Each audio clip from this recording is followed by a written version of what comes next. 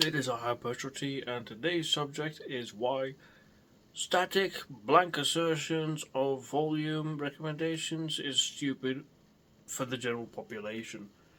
So, volume has been measured in a bunch of different ways in the past. Usually it's rep. Well, not usually. In the past it was reps. So you did, I don't know, 30 reps or 50 reps or something in a workout. That was your volume. Then it became tonnage. So I think that was influenced by power lifting. So I think it was sets times reps times weight or something like that. You did a stupid amount, like a stupid number, like 70 cajillion on Monday for your chest. Which it looks cool as hell and it sounds cool as hell. Oh, I did 7 trillion pounds of tonnage. Oh, tonnage. Um, then it became what it is known now as just, general working sets. So sets close to failure, or at the very least with the intent of actually getting that muscle exhausted within a 3 to 50 rep range. But most of the time it's 8 to 12 or 6 to 12 or something like that. Not to say you can't build muscle between like 4 and 50, but it's kind of impractical to get to 50, and in certain exercises, not the best to get to 4. Like, preacher code with 4 reps. Okay, dude, whatever. I mean, it can be done, but it'll have to be very slow, very controlled. So if you do get to that 4, it's probably something more like a 6 rep, 8 rep thing with a normal cadence. But yeah, that's what we're going to be talking about now. There's a lot of discussion when it comes to general, you have to do X amount of sets per week to optimize muscle growth. The thing is, I'm going to just get to the point, on one of the points at least. Volume is only necessary to help you progress. That's really it.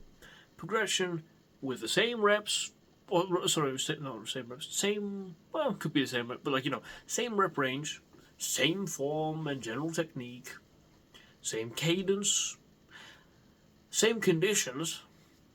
Like you're not overly caffeinated one day and then you're fucking tired the next. Or, whatever. Or, no assistance. That is like the ultimate proof of hypertrophy being made. I guess. Well, muscle being made, I guess. Hypertrophy taking place.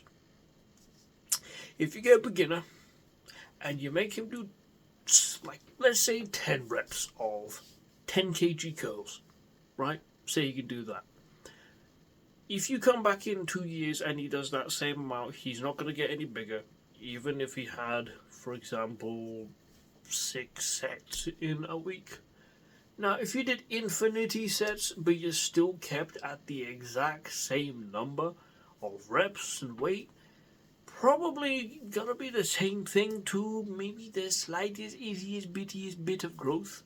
However, if you take that same beginner, reverse time, and make it so that he beats the logbook with, authentically, with no sort of cheating of the form or whatever, and he actually goes through with it, and he progresses his curl to, say, 20 kilos, in the next few years, his biceps will just look different. It will be different, regardless of the volume that it took to get there. Now, there is a benefit to volume being high in certain people, and we will discuss that, but let's just get one thing straight. A lot of these people that talk about super high volumes are on drugs. They can benefit from the volume, they can benefit from the muscle swelling, and actually it actually helps them. Like the certain steroids, certain sorts of gear react pretty well to swelling. That's why a lot of people talk about getting a pump, and it really helping with muscle growth. Whereas a lot of naturals will talk about how pumps are okay, but they're not going to be massive in terms of getting you the most juiciest biceps ever for the long term.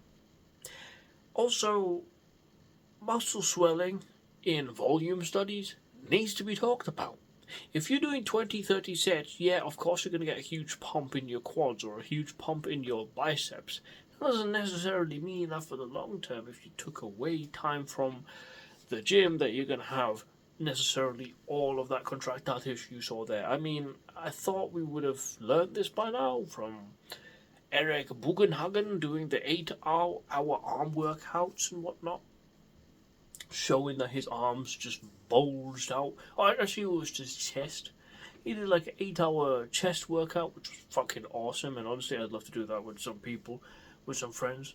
Just a freaking nasty, juicy pump. But that's not gonna be. I mean, that might get you rhabdo. It might get you rhabdo and, like, a juicy pump on your chest. But that doesn't necessarily mean all of that will be permanent muscle. It is just a pump. A pump is dope, and the thing is, though, inflammation can last quite a long time, depending on the muscle group, depending on how severe you beat it up. I mean, you can get inflammation from everything. I mean, fuck it. I mean, if I get acne, I get inflammation on my freaking chin or whatever. Does that mean it's muscle growth? No. And it can last days upon days upon days. So that needs to be discovered.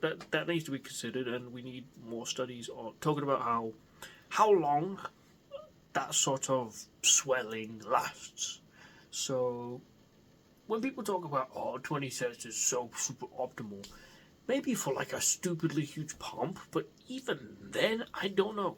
Because if you're trying to reverse engineer a lot of your volume, so you're emulating a guy who can bring in 100% intensity to 10 sets, or 15 sets, or 20 sets, but you're only properly able to do 4 or 5 in a week, then you're gonna hold yourself back in terms of your intensity, in terms of your weight progression, in terms of a lot of things, your proximity to failure, especially just in general, to be able to keep up with that pace, because your work capacity is low, potentially, or maybe your work capacity is high. Maybe, though, you are more advanced than that person, because advanced people, they handle more weight. That means they have more stimulus per session, or maybe not necessarily more stimulus, but like they can get more stimulus. They can access that part in of themselves where they can actually drive in a lot of like tension into the muscle, versus a beginner who's just dilly-dallying and doing some random bullshit. They might get like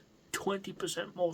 They might get 20% stimulation, 30%, 40, 50% on their chest, maybe 70 if they're lucky or whatever, versus an advanced athlete who has done thousands upon thousands of repetitions of an exercise, got the form down just right, just direct like 90 to 100% in that one.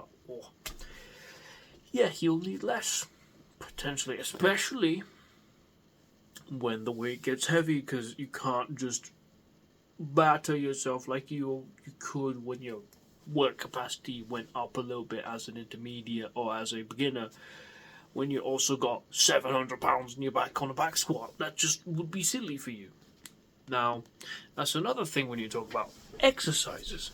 You can't necessarily give someone a blanket assertion on volume for this reason also.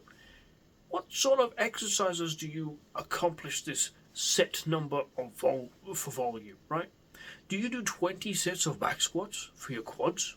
20 sets, 30 sets of preach. I mean, that fucking dumbass video. You can accumulate 20, 30, even 40 sets of working for 40 working sets of biceps. Like Israel. 40 sets. Are you out of your mind? Are you out of... I know you do the 5-pound dumbbell curls, right? Not the 10-pound dumbbell curls or whatever, but listen, if I was to do even 20 sets for biceps only with preacher curls, if we're gonna just do preacher curls, for example, that would fuck my biceps up, but it would also fuck my joints up.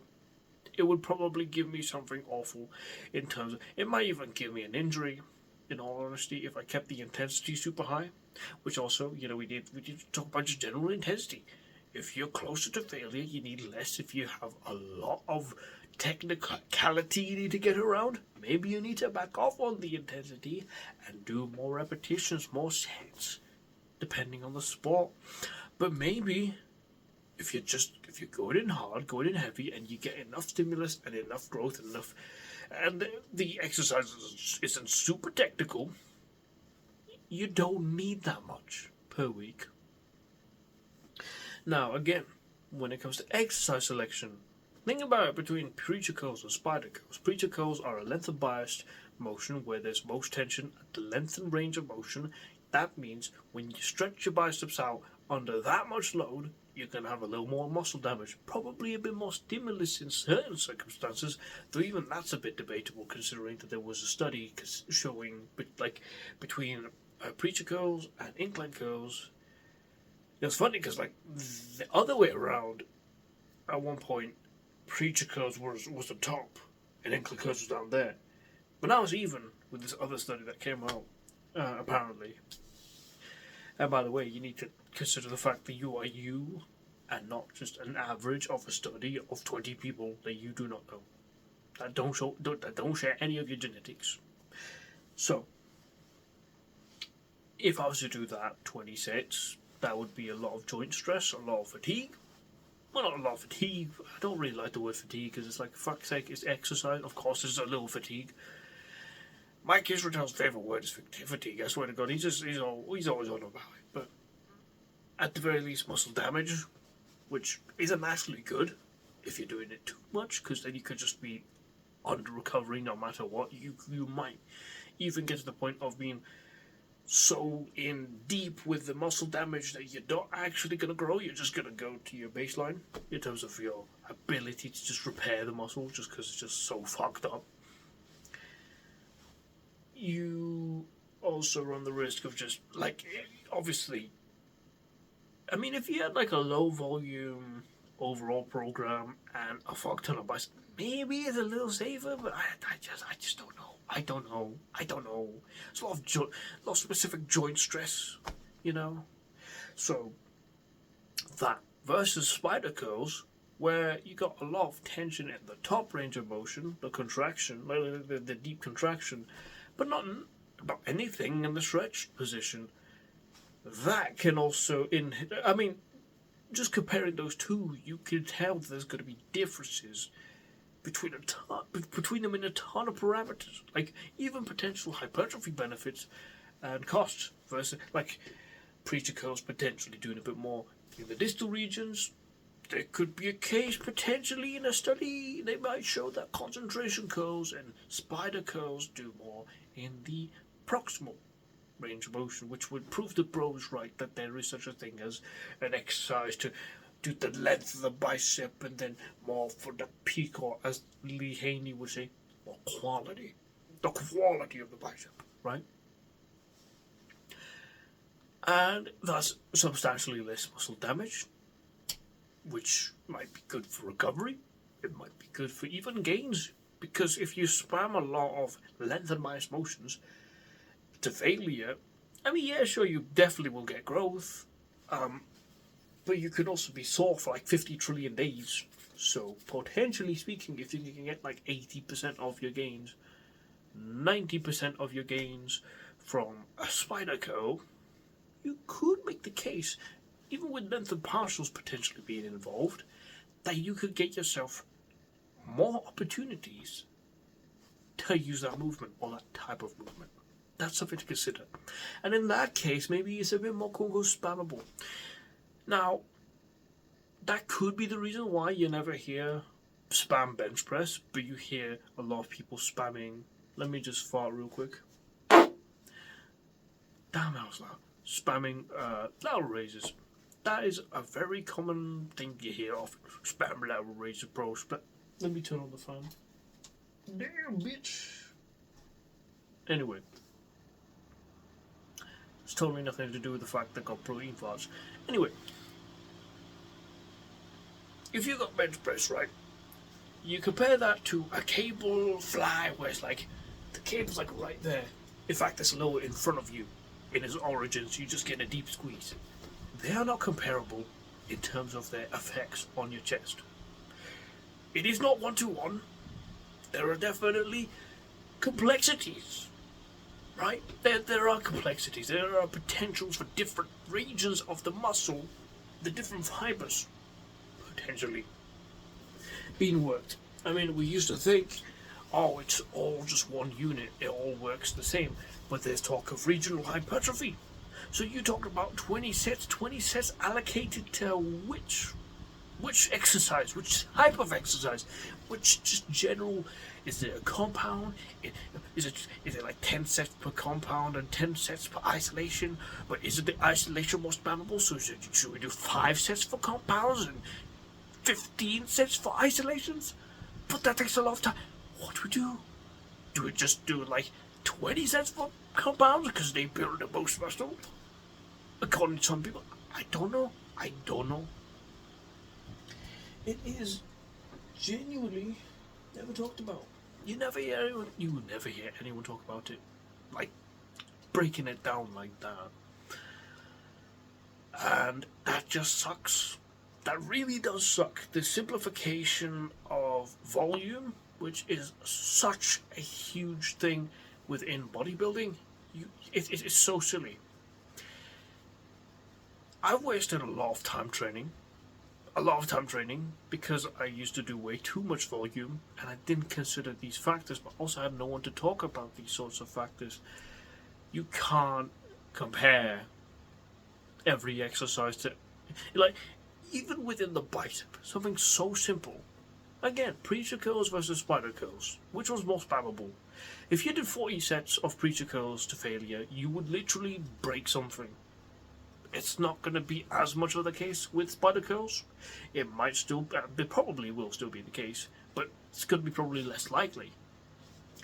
I mean, who's really torn a bicep on a fucking spider curl? It just never has happened. So that is just something we need. We need this in this discussion, and this is the one thing that's been really pissing me off when it comes to this. It's so monumental, because there are some people who legitimately can't do a certain amount of exercises or a certain type of exercise, and they can't spam it as often. But they're just told, oh well, these types of exercises that you can't do that well for that long. Yeah, they're actually super optimal, but also you need to do like 50 trillion sets of them to optimize hypertrophy. And by the way, 20 trillion times the volume is never 20 trillion times the gains. Twice the volume is never usually twice the gains. When you reached an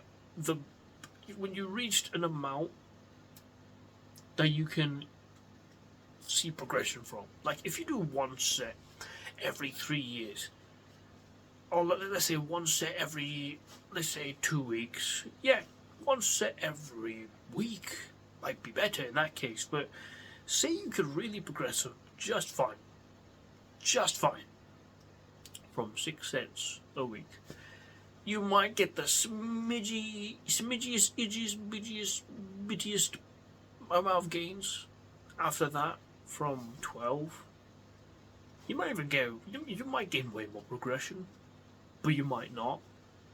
Or you might get this much muscle. You might gain a lot more depending on the muscle. And also that's another thing we need to talk about. The muscle. The fucking muscle. Shoulder lateral raises, they're way more spammable. Not necessarily that you should do that, it's probably not the best thing to do, but it's way more feasible because there's not such a huge muscle. It just isn't the case. Try that with your glutes, and especially look at the exercises in which you have to do to perform. Like with glutes, you got freaking hip thrusts, which they're a little less fatiguing, a little less. Though it's also a bitch to just load up on. But RDLs. See, with RDLs, you do not want to do 20 sets of RDLs a week with 0 RAR. That would just fuck you up. Potentially the case you could do something for step ups, but it's such a huge muscle. It can produce so much force. Holy shit, dude! Like, one of my favorite experiences was my first time on a leg press. That's the one thing I miss about a gym. The leg press.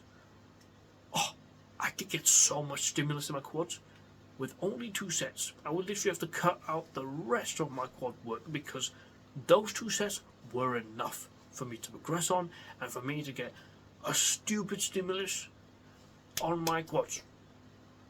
I lived off that for a while when I was able to have access to a gym like that. It was absurd. Now, I don't think I could say the same for something like forearms. I mean, they're a small muscle and they do get worked up quite often with other things. That being said, they're just inherently less fatiguing. Like, this is not a quad. This is not a quad. Quads are fucking huge.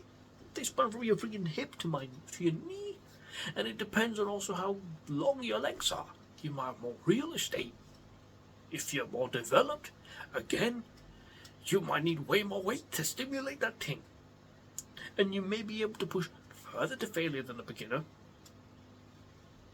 So comparing that amount of stress versus, I don't know, a 5 kilo, absolutely not comparable. So saying 20 sets for something, when 20 sets for all muscle groups, whatever, when you're not even talking about the size of the muscle, it is a conversation not even worth entertaining at that point. So yeah, sorry, I'm like kind of lethargic and kind of tired. Today's been a lot, so I'm just generally really drowsy. So I'm not necessarily super energetic. I hope that I made sense throughout all of this, and I hope I didn't make you overthink. But I hope I made you just think, because I've been led to believe more is more, and it wasn't.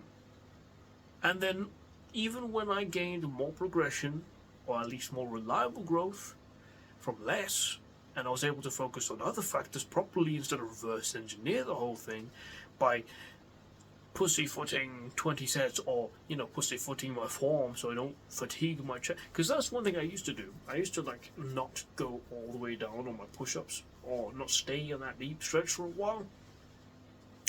Because I thought, well, I have 200 push ups ahead of me, I need to save some juice. Well, no, you don't need to save anything. You should save maybe a couple reps in reserve on certain exercises, maybe in certain circumstances, but most of the time you can really push. You can fucking go Dorian Yates if that is something you want to do, and you can do it safely, right? But then I got like gaslit into thinking, well, what I was doing was wrong. What I was doing was suboptimal somehow, even though I saw the most growth from it with my own personal experiences. Way underneath a lot of these recommendations. 6 sets, 2 sets even for certain exercises and certain muscle groups. It depends. Oh, let me just say, if I didn't mention this point already, the technicality of the exercise matters a lot. There's a reason why Mike Menser and Ray Menser's footage include a lot of machines, because when they did the infrequent training, you probably don't want to do a barbell snatch with infrequency. You probably want to do that with as much frequency as possible, because it's very technical, versus, I don't know, a chest press. You can do like 1 to 2 sets, and you could just forget about it for another week, potentially, and then just go again at it. If I didn't mention that point, I mentioned it now. You have to consider that too when it comes to volume. Because volume, again, is a method for you to grow, but only, well, not grow, but like to stimulate enough, like to have enough iterations of the stimulus. Sorry, I'm really tired.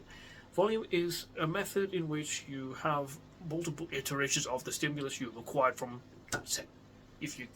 If you did a good thing on one set, but it's not enough to carry over to the next week or the next session, then you do another set, potentially speaking, or you look at other factors. If that works, then good, stay at that point. And if you need more, you need more. If you need less, you need less. But then you hear all these people talking about how you're doing something suboptimal. The only thing that is suboptimal is if you're not progressing at all for months. In that case, that is an entirely different issue. That is something where you can meddle with your volume for a bit to experiment.